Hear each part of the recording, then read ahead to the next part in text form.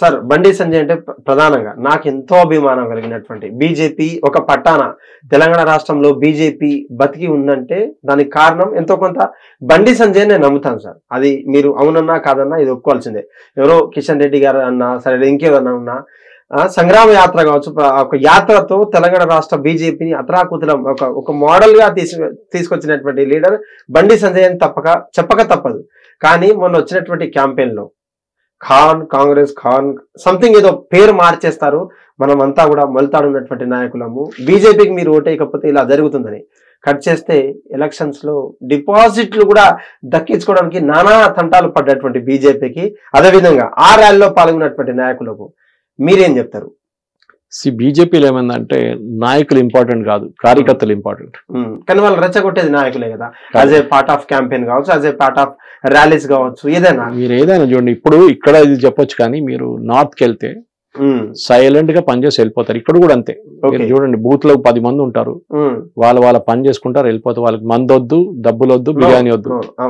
Okay, మిగతా పార్టీలు లాగా కాదు. రెండే కార్డర్ బేస్ పార్టీలు ఉన్నారు ఇండియాలో, ఒకటి కమ్యూనిస్టులు, ఒకటి బీజేపీ. వీళ్ళిద్దరికి డబ్బులు ఇవ్వట్లేదు. కమ్యూనిస్ట్ ఇప్పుడు లేరు, మ్యూజియం లో పెట్టాలి వాళ్ళ ఫోటోలు తీసుకెళ్లి. అంతే, వాళ్ళు ఎక్కడ ఉన్నారు, ఎక్కడ లేరు వాళ్ళు. ఇప్పుడు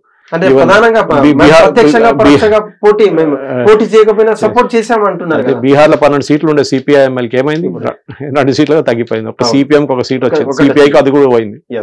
కమ్యూనిస్ట్ వాళ్ళు పక్కన. నేను వచ్చే రాష్ట్రం నుంచి అంతే సంగతి కాదు, నేను కేరళ నుంచి, నాకు తెలిసి అక్కడ సంగతి ఏముందని. అని అక్కడ ఒకటే ఉంటది లాస్ట్ లో. క్యూబాలో కూడా ఉండదు కమ్యూనిజం, కానీ అక్కడ ఉంటది కేరళలో. ఈ పరిస్థితుల్లో బండి సంజయ్ మీరు చెప్పింది కరెక్టే, పాయింట్ లేదు. ఆయన ఉన్నప్పుడు కొంచెం ఎంతూజియాజం ఎక్కువ ఉండే. జిహెచ్ఎంసీ ఎలక్షన్ లో కూడా లాస్ట్ టైం ఆయన కష్టపడి పనిచేసేది లేదు. బండి సంజయ్ గారితో కూర్చొని చాలా టైం మాట్లాడిన మనిషి నేను. ఆయన ఎమ్మెల్యేగా ఉన్నప్పుడు కూడా నేను వెళ్ళి అక్కడ కూర్చొని కరీంనగర్ లో మాట్లాడిన టైం ఉంది. ఎంపీగా ఉన్నా, దానికన్నా ముందు కార్పొరేటర్ గా ఉన్నా. సో నేను అక్కడ వెళ్ళి వాళ్ళ సోషల్ మీడియా టీమ్ తో, ఇప్పుడు కాదు 5-10 సంవత్సరాల ముందు, 2014 అప్పుడు ఆయన నామినేషన్ ఫైల్ చేసినప్పుడు కూడా నేను పోయి ఉండే ఆ టైంలో. అట్లాంటి బండి సంజయ్ తెలుసు అక్కడ. కానీ ప్రాబ్లం ఎక్కడ వస్తుందంటే, మీకు ఒక పీరియడ్ ఉంటది, పార్టీ ప్రెసిడెంట్ అనగానే 3 సంవత్సరాలు ఉంటది, దాని తర్వాత అవుట్. 3 సంవత్సరాల తర్వాత పార్టీ ప్రెసిడెంట్ రీప్లేస్ చేయాల్సి వస్తుంది. ఇప్పుడు నడ్డా గారు రీప్లేస్ ఎందుకు చేయలేదంటే 2024 ఎలక్షన్ వచ్చిందని రీప్లేస్ ఇప్పుడు చేయబోతున్నారు. Most probably BJP president Dharmendra Pradhan గారు అయిపోతారు. ఆయన ప్రూవ్ చేసిండు. హర్యానాలో ఇప్పుడు బీహార్ లో ఇన్ఛార్జ్ ఉండే ఆయన 2 ప్లేస్ లో ప్రూవ్ చేసిండు. ఓబీసీ లీడర్, అది అడ్వాంటేజ్. సో ఇది బండి సంజయ్ గారు ఎస్ కరెక్ట్, ఆయనకు ఉన్న సపోర్ట్ ఆయనకు ఉంది, లేదని చెప్పట్లేదు. కానీ ప్రాబ్లం ఎక్కడ వస్తుందంటే, ఒక అర్బన్ ఏరియా, హైదరాబాద్ లాంటి ఏరియాలో గల్లీ మీకు తెలియాలి. ఓకే, ఈయన కిషన్ రెడ్డి ముందు ఆలయ నరేంద్ర ఉన్నప్పుడు హిమాయత్ నగర్ ఉండి, ఇప్పుడు హిమాయత్ నగర్ లేదు. ఒక టైంలో మన కార్వాన్ నుంచి బద్దంబాల్ రెడ్డి కలిసిన టైం కార్వాన్ లో ఇప్పుడు హిందువులు మొత్తం పక్కన తీసి రాజశేఖర్ రెడ్డి మొత్తం కాన్స్టిట్యున్సీ మార్చేసిండు. దాని తర్వాత బీజేపీకి గెలవలేదు అక్కడి నుంచి. అట్లాంటి పరిస్థితి. సో ఒకటే రాజా సింగ్ ఒకరే ఉన్నారు బీజేపీ వైపు నుంచి పోటీ చేయడానికి, గోషామహల్ నుంచి. సో ఇదంతా చూసినప్పుడు బేసిక్లీ సిటీ తెలిసే మనిషి ఉండాలి, లోకల్ క్యాండిడేట్. మిగతా ప్లేస్ లో నేను ఆయనకు ఉండొచ్చేమో, అది ప్రాబ్లం. కానీ ఇక్కడ you should have a local candidate. ఈ లోకల్ క్యాండిడేట్ ఉంటేనే మీకు ఒక లోకల్ క్యాండిడేట్ గల్లీ తెలిసినప్పుడు తిరగొచ్చు మీరు మీ వర్కర్స్ ని ఎవరైనా కానీ. ఇప్పుడు నాకు ఇప్పుడు కూడా గుర్తుంది, మేము చిన్నప్పుడు కాలేజీలో ఉన్నప్పుడు నాయన నరసింహారావు రెడ్డి గారు మారాడు ఇక్కడ మన ముషీరాబాద్ నుంచి పోటీ చేసిండు. ఆ టైంలో జనతా పార్టీ ఉండే. ఆయన జార్జ్ ఫెర్నాండెస్ తీసుకొచ్చిండు మా కాలనీకి. జార్జ్ ఫెర్నాండెస్ ఇంత పెద్ద నేత, ఆయన తీసుకొచ్చిండు మోటార్ సైకిల్ మీద. అప్పుడు నాయన నరసింహారెడ్డి మోటార్ సైకిల్ నడిపిస్తుండే. ట్రేడ్ యూనియన్ లీడర్ ఉండే విఎస్టీలో అక్కడంతా ముషీరాబాద్ కాదు. అది తర్వాత నేను నెక్స్ట్ లెవెల్ లీడర్ చూస్తుంది పి జనార్దన్ రెడ్డి గారు, గల్లీ లీడర్. ఆయన ఖైరతాబాద్ ఉండే. ఖైరతాబాద్ లో మా వైపు అల్వాల్ ఖైరతాబాద్ కింద వస్తున్నాయి, మీకు తెలుసా? అల్వాల్ ఏరియా ఖైరతాబాద్ కాన్స్టిట్యున్సీలో ఉండే ఒక టైంలో. కానీ జనార్దన్ రెడ్డి గారు పాండవ ఇనాగ్రేషన్ పిలిస్తే వస్తాడు, ఒక ఇంట్లో సావు వేస్తే వస్తాడు, ఒక ఇంట్లో పెళ్లి అయితే వస్తాడు, ఒక ఇంట్లో బర్త్డే పార్టీ ఉంటే వస్తాడు. ఆయన ఎవరు మర్చిపోరు, ఇప్పుడు కూడా గుర్తుపెట్టుకుంటారు ఆయన్ని. సో అట్లాంటి లీడర్లు మనకు కావాల్సింది ఇక్కడ. గల్లీ గడితే లీడర్ కావాలి. అది కాదు మీరు స్టేజ్ లో కూర్చుంటా, నేను కింద దిగాను, నేను మీతో మాట్లాడను అంటే అని పక్కన పెట్టేస్తారు. ఎస్పెషలీ బీజేపీలో ఆ కల్చర్ బీజేపీలో ఉంది. 30 సంవత్సరాలు 40 సంవత్సరాల ముందు చూసిన ఇంద్రసేన్ రెడ్డి బాడీ బిల్డింగ్ చేస్తున్న ఏవీ కాలేజీలో నేను చూసాను, నాకు గుర్తుంది. 40 సంవత్సరాల ముందు ఏబీవీపీలో ఉండే అప్పుడు రామచంద్రరావు గారు నాతో క్లాస్మేట్ గా ఉన్నప్పుడు, I'm talking of 1982-83, railway degree కాలేజీలో ఏబీవీపీ ప్రెసిడెంట్ అప్పుడు ఉండే అక్కడ. ఆ టైం నుంచి కష్టపడిన వాళ్ళు వీళ్ళందరూ, ఈవెన్ కిషన్ రెడ్డి కూడా అంతే. మోదీ గారితో వైట్ హౌస్ బయట తీసిన ఫోటో ఎప్పుడు కూడా కనిపిస్తాయి మీకు, ఎప్పుడో అది పాతది. సో అట్లాంటి కష్టపడి పని ఉన్నప్పుడు కొత్త వాళ్ళు వస్తే పార్టీలో చాలా ప్రాబ్లం అవుతుంది. అది బీజేపీ ఇష్యూ. కొత్త వాళ్ళు వచ్చి ఏం చేస్తున్నారు, డబ్బులు ఉంది మా దగ్గర, ఇన్ఫ్లుయెన్స్ ఉంది మా దగ్గర అంటే నడవదు. స్పెషలీ సంఘ్ వాళ్ళని సపోర్ట్ చేయరు అట్లాంటి వాళ్ళని. ఎందుకంటే చాలా బీజేపీలో కష్టపడి 20-30 సంవత్సరాలు పనిచేసిన వాళ్ళు ఇప్పుడు కూడా ఒక పదవి లేకుండా తిరుగుతున్నారు. చాలా మంది ఉన్నారు. వాళ్ళకి అసలు డిమాండ్ లేదు, ఏం లేదు, మమ్మల్ని క్యాండిడేట్ చేయాలి, ఎమ్మెల్యే చేయాలి. వాళ్ళు కొంతమంది ఉంటారు, చాలా మంది 90% వాళ్ళు క్వైట్ గా పనిచేసి వెళ్ళిపోతారు. సో అది బండి సంజయ్ని ఆ ఎమోషనల్ దిగా చాలా మంది అంటారు ఆయన ఉంటే బాగుంటుండే, కానీ ఆయన పీరియడ్ అయిపోయింది. 3 సంవత్సరాలు మీకు పీరియడ్ ఉన్న తర్వాత మిమ్మల్ని రీప్లేస్ చేయాల్సింది. అది వాళ్ళకి బీజేపీ కాన్స్టిట్యూషన్ ఉంది. అది మరి ఎన్నిసార్లు రీప్లేస్ చేస్తారు సార్ కిషన్ రెడ్డిని? కిషన్ రెడ్డి అయిపోయింది కదా, ఇప్పుడు రామచంద్రరావు గారు ఉన్నారు కదా, ఇప్పుడు మధ్యలో కిషన్ రెడ్డి గారు కూడా అది స్టాండ్ బై అంటారు. ఇప్పుడు మీరు అడగొచ్చు, ఇప్పుడు మళ్ళీ నడ్డా గారు ఇన్ని రోజుల నుంచి ఉన్నారు కదా అని చెప్పి 5 సంవత్సరాలు అవుతుంది ఆయనది, కానీ ఇప్పుడు రీప్లేస్ చేస్తారు. ఎందుకంటే 24 ఎలక్షన్ వచ్చింది, దాని తర్వాత ఇమీడియట్ 2-3 ఎలక్షన్స్ వచ్చి ఆయన పెట్టుకోవాల్సి వచ్చింది. బీజేపీ కూడా డిసైడ్ చేయలేకపోయారు ఎవరిని పెట్టాలి.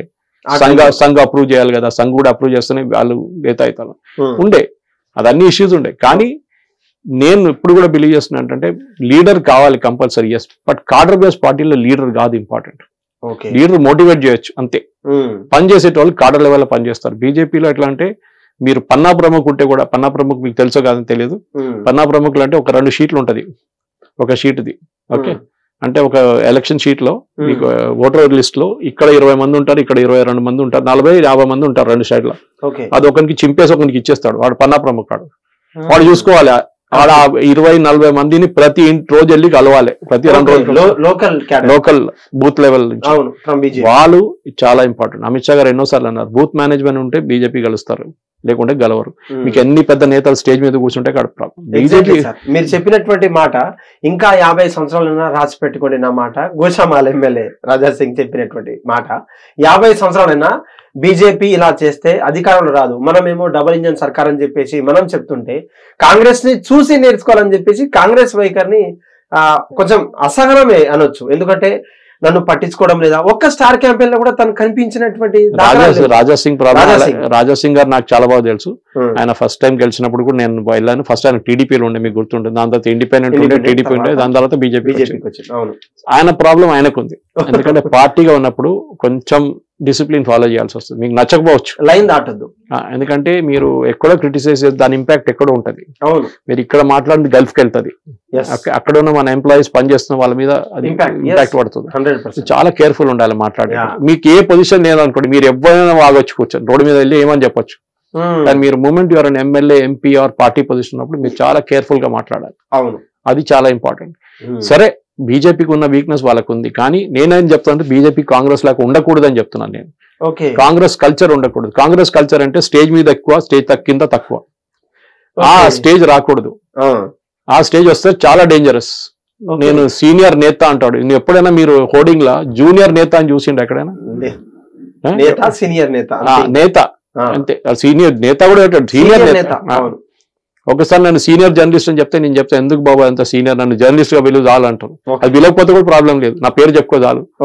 అట్లా ఉంటది అనమాట. ఇది కాకుండా సీనియర్ నేత, అది పెద్ద హోర్డింగ్లు, కట్అవుట్లు, అది ఆ కల్చర్ బీజేపీలో లేకుండే.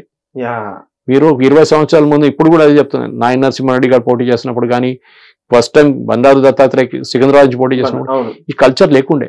హోర్డింగ్లు, కట్అవుట్లు, అది ఇది ఫ్లెక్స్లు. ఇప్పుడు వచ్చిన కొత్త కల్చర్ ఇది. బీజేపీ వర్కర్స్ ఎట్లా అంటే చుప్ పనిచేస్తారు. దీనికన్నా ముందు చెప్పాను చూడండి, క్వైట్ గా పనిచేస్తారు, వెళ్ళిపోతారు వాళ్ళు అంతే. గర్ తిరుగుతారు, ఇల్లు తిరుగుతారు, అపార్ట్మెంట్ తిరుగుతారు, కలుస్తారు, మాట్లాడతారు, అన్ని చేస్తారు వాళ్ళు. 2014 నేను కూడా వారణాసిలో పనిచేసిన మోదీ గారి కోసం, నాకు తెలుసు ఎంత కష్టపడి పనిచేస్తారు అక్కడ ఉన్న వర్కర్స్. Varanasi hats off. ఆ టైంలో కేజ్రీవాల్ వచ్చి పెద్ద సర్కస్ చేసిండు అక్కడ, నేను గెలవబోతున్నా, అది అయిపోయింది, ఎలక్షన్ అయిపోయింది అని చెప్పి. అప్పుడు ముందు గుజరాత్ ముఖ్యమంత్రి ఉండే మోదీ గారు. మేము అందరూ కష్టపడి పనిచేస్తున్నాం అక్కడ. సో ఆ టైంలో కూడా డిసిప్లిన్ చూసాను నేను అక్కడ ఉన్న టీంది. ఒక్కొక్క బూత్కి వెళ్ళి నాకు 2 బూత్లు ఉండే, నేను వాళ్ళతో పనిచేస్తాను, సోషల్ మీడియా హ్యాండిల్ చేసుకుంటా. ఎంత డెడికేటెడ్ గా పనిచేస్తారంటే, దాంట్లో ఒక మనిషి లీడ్ చేసే ఆయన డాక్టర్, ఆయన పాపం ప్రాక్టీస్ అంతా పక్కన పెట్టి దీనికి తిరుగుతున్నాడు. ఆలోచించండి, సాక్రిఫైస్ అంతా చేస్తారు వీళ్ళు అని చెప్పేసి. ఇది చాలా ఇంపార్టెంట్. సో నేను చెప్పేది మీ దానికి నేను కొంచెం డిఫరెన్స్ ఒపీనియన్ అదేంటే, కాంగ్రెస్ లాగా కాకూడదు. BJP should be BJP. గెలవాలంటే మీరు ఎలక్షన్ మీరు చెప్పొచ్చు, తెలంగాణలో రాజా సింగ్ ఎట్లా చెప్పిండు, నెక్స్ట్ 30 సంవత్సరాలు బీజేపీ రాదంటే. కర్ణాటకలో 20 సంవత్సరాల ముందు బీజేపీ లేకుండే కదా, 20 సంవత్సరాల ముందు లేకుండే. ఇప్పుడు ఎట్లా పైకి వచ్చింది అపోజిషన్?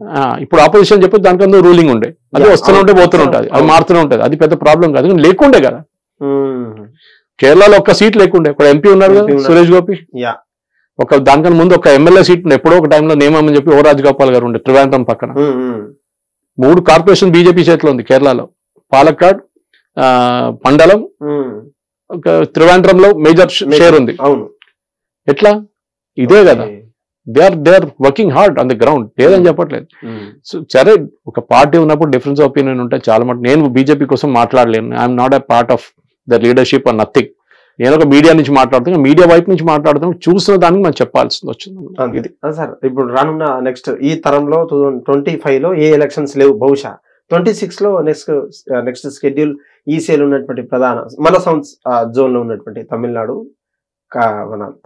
కేరళ ఎలా ఉంది సార్ బీజేపీ గ్రాఫ్? కేరళలో, తమిళనాడులో బీజేపీకి ఎస్పెషల్లీ తమిళనాడులో అలయన్స్ గా పోటీ చేయాల్సి వస్తుంది ఏఐడిఎంకే. ఎందుకంటే అది ఎప్పుడైనా అంతే, అక్కడ ద్రవిడియన్ ఫిలాసఫీ ఉన్నదాకా ఒక హిందూ పార్టీకి అక్కడ స్పేస్ లేదు. కేరళలో చాలా మటుకు డెవలప్ చేశారు, కానీ లోకల్ లెవెల్ ఎలక్షన్స్ ఇప్పుడు స్టార్ట్ అయింది process. Corporation and local level ఇక్కడ లాగానే అక్కడ కూడా మొదలైంది. అది ఇప్పుడు జరుగుతుంది నెక్స్ట్ 2 weeks లో. దాంట్లో బీజేపీ బాగానే పర్ఫామ్ చేస్తారు, దాంట్లో డౌట్. దీంట్లో ముందు కూడా బాగా పర్ఫామ్ చేస్తారు. సర్పంచ్ లెవెల్లో, వార్డ్ మెంబర్ లెవెల్లో, కార్పొరేషన్ లో అన్ని గెలుస్తున్నారు వాళ్ళు, పాకెట్స్ లో గెలుస్తున్నారు అక్కడ ఇక్కడ. అది కాకుండా మీరు ఈ 2 స్టేట్లు అంతే, ఎందుకంటే మీరు పంజాబ్ లాగానే అయిపోయింది. శిరోమణి అకాలీదళ్ వాళ్ళు ఎప్పుడు బీజేపీని పైకి రానియలేదు. తమిళనాడులో కూడా అంతే, అది ఏఐడిఎంకే కానీ దీనికి ముందు డిఎంకేతో టైప్ ఉండే బీజేపీ, అప్పుడు కూడా వీళ్ళెవ్వరూ బీజేపీని పైకి రానియలేదు. అది బీజేపీ చేసిన తప్ప. అన్నామలై గారు చాలా మటుకు అది కరెక్ట్ చేశారు. గల్లీ గల్లీ తిరిగి ప్రతి బూత్ లో మనిషిని పెట్టిన ఆయన స్టేట్ లో, కానీ అప్పుడు దాకా 18% తీసుకురావడానికి వెళ్ళిన ఓటు, దానికన్నా పైకి వెళ్ళట్లేదు ఓటు. ఎందుకంటే దానిపైన మొత్తం ద్రవిడియన్ ఓట్ బ్యాంక్ ఉంది. దాని కావాలంటే ఏఐడిఎంకే అని పట్టుకోవాలి. వాళ్ళు ఇచ్చిన 10 సీట్లు 20 సీట్లు పోటీ చేయాలి, నో చాయిస్. బహుశా ఇంకా 20-30 సంవత్సరాల తర్వాత తమిళనాడు మారుతుందో లేదో తెలియదు. కేరళ లాగానే అది కూడా ఫిలాసఫీ. కేరళలో ప్రాబ్లం అంటే బీజేపీ హిందూ పాపులేషన్ 45% ఉన్నారు. 40% 3గా స్ప్లిట్ అయిపోతుంది, కమ్యూనిస్ట్, కాంగ్రెస్, బీజేపీ. దాంట్లో 18% ఆల్రెడీ బీజేపీకి వస్తుంది. ఎక్కడి నుంచి ఓట్లు గుంజుకోవాలి, కాంగ్రెస్ వైపు నుంచో లేకుంటే కమ్యూనిస్ట్ వైపు. అది కాకుండా క్రిస్టియన్ కమ్యూనిటీ చాలా మటుకు ఇప్పుడు బీజేపీ వైపు వస్తున్నారు, ఓట్లు వేస్తున్నారు. దానికోసం సురేష్ గోపి త్రిశూర్ నుంచి గెలిచినారు. Thrissur is my home town, మా హోమ్ టౌన్ నుంచి. అక్కడ సురేష్ గోపి గెలవడానికి కారణం చాలా మంది క్రిస్టియన్స్ ఓట్ చేసిండు ఆయన కోసం. ఎందుకంటే ఆయన చాలా బాగా మంచోడు, డెవలప్ చేస్తాడు అది అని చెప్పేసి. వాళ్ళకు కూడా ఇస్లామిక్ అని కూడా కొంచెం ప్రాబ్లం ఉంది అక్కడ, లవ్ జిహాద్ ఇష్యూస్ అని నడుస్తుంది దాంతో అనమాట. సో ఓవరాల్ చూస్తే ఈ 2 స్టేట్లు, కానీ అన్నిటికంటే ఇంపార్టెంట్ మోదీ గారు ఆ రోజు మెన్షన్ చేసిన Bengal is the next frontier అన్నారు. ఇప్పుడు కూడా బెంగాల్లో బీజేపీకి అంత 60 సీట్లు ఉన్నారు, అక్కడ 62 అంత తగ్గింది. ఇప్పుడు కొంతమంది టీఎంసీకి వెళ్ళిపోయాడు, కానీ లాస్ట్ టైం బాగా పర్ఫామ్ చేసి. కానీ తప్పేం చేసింది లాస్ట్ టైం అంటే బీజేపీ దాని తర్వాత వాళ్ళ వర్కర్స్ ని మర్చిపోయిండు, వాళ్ళని వ్యతిరేకంగా కొట్టి చంపేసిండు చాలా మంది టీఎంసీ వాళ్ళు. ఈసారి అయినా వాళ్ళ వర్కర్స్ ని కాపాడుకోవాలి. ఎలక్షన్ తర్వాత వాళ్ళు మర్చిపోకండి, చాలా important. So BJP already work మొదలు పెట్టింది. మోదీ గారు ఆ రోజు విక్టరీ ర్యాలీలో పార్టీ ఆఫీస్ లో చెప్పారు, నెక్స్ట్ బెంగాల్, అస్సాం ఎట్లానే మన చేతిలోనే మనం చూసుకుందాం అని. సో అస్సాం ఎట్లానే గెలుస్తారు, ప్రాబ్లం లేదు. కానీ Bengal will be a major issue. గెలవడం ఇంపాసిబుల్, కానీ ముస్లిం పాపులేషన్ చాలా ఎక్కువ అక్కడ. మొత్తం బంగ్లాదేశ్ నుంచి బంగ్లాదేశ్ వాళ్ళు ఉన్నారు, కానీ బెటర్ పర్ఫార్మెన్స్ 100 సీట్లను వస్తే మంచిగా ఉంటుంది. హిట్ టీవీ యాప్, ఇందులో short news, live news, entertainment shows, movies, digital magazines తో పాటు మీ జిల్లా వార్తలను కూడా ఫ్రీగా చూడొచ్చు. ఇంకెందుకు ఆలస్యం, వెంటనే హిట్ టీవీ యాప్ ని డౌన్లోడ్ చేసుకుని ఫ్రీగా ఎంటర్టైన్మెంట్ పొందండి. Hit TV app. Hit TV app. Please download hit TV app. Hit TV app ని ఫ్రీగా డౌన్లోడ్ చేసుకుని ఎంజాయ్ చేయండి. మీకు నచ్చిన ఎంటర్టైన్మెంట్ కోసం హిట్ టీవీ యాప్ ని ఫ్రీగా డౌన్లోడ్ చేసుకుని ఎంజాయ్ చేయండి. హిట్ టీవీ యాప్ ని డౌన్లోడ్ చేసుకుని ఆస్వాదించండి, ఆశీర్వదించండి. ఇంతమంది సెలబ్రిటీలు హిట్ టీవీ యాప్ ని డౌన్లోడ్ చేసుకోండి అని చెప్తున్నారంటే ఎంత మంచి యాప్ ఆలోచించండి. అమెరికా అమెరికా అమెరికా అమెరికాలో చదవాలనుకునే వాళ్ళకి విశ్వసనీయమైన పేరు మన శౌర్య కన్సల్టెన్సీ. UK లో 1 year masters, UK లో 1 year masters, 2 years work permit up to 5 years visa. Contact Saurya Consultancy. Contact 89851 89851.